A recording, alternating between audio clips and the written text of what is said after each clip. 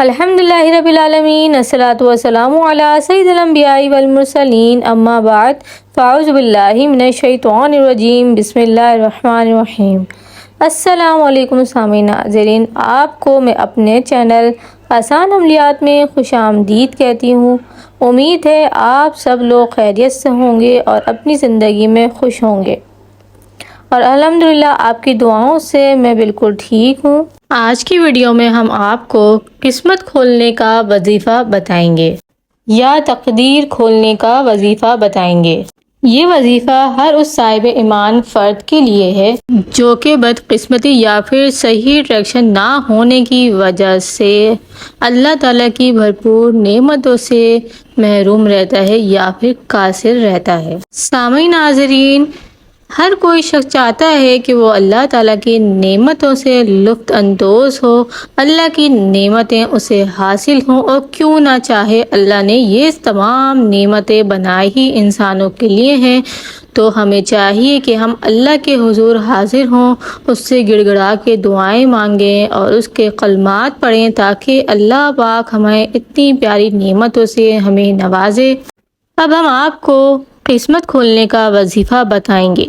سامعین ناظرین، جیسا کہ آپ جانتے ہیں کہ اچھی چیزیں یا خاص نعمتیں اتنی آسانی سے حاصل نہیں ہوتی، اس لیے آپ کو یہ وظیفہ بالکل توجہ کے ساتھ اور بالکل اعتمادی کے ساتھ پڑھنا ہے۔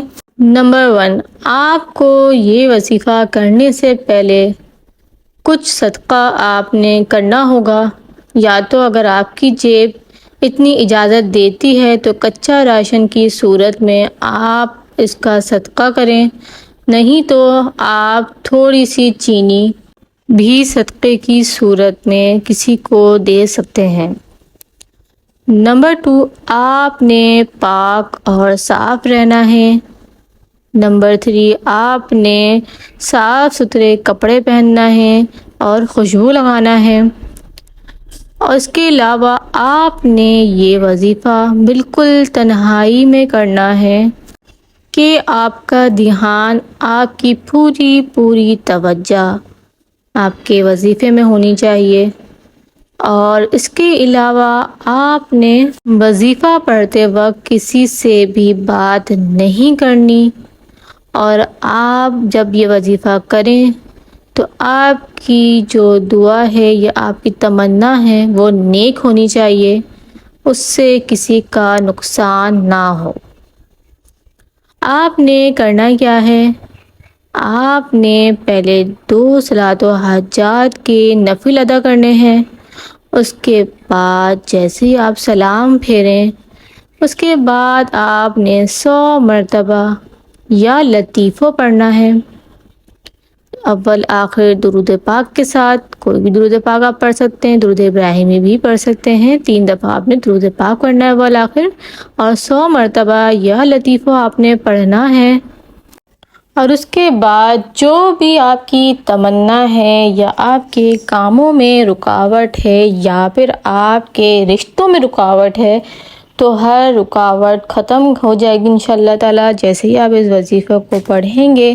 اور یہ وظیفہ آپ ظہر میں، مغرب میں اور عشاء میں، ان تینوں اوقات میں سے کسی بھی ایک وقت کو چن لیں، یا ظہر کو چن لیں یا مغرب کو چن لیں یا پھر عشاء کو چن لیں، اور پھر آپ اسی وقت میں آپ نے روزانہ یہ وظیفہ پڑھنا ہے۔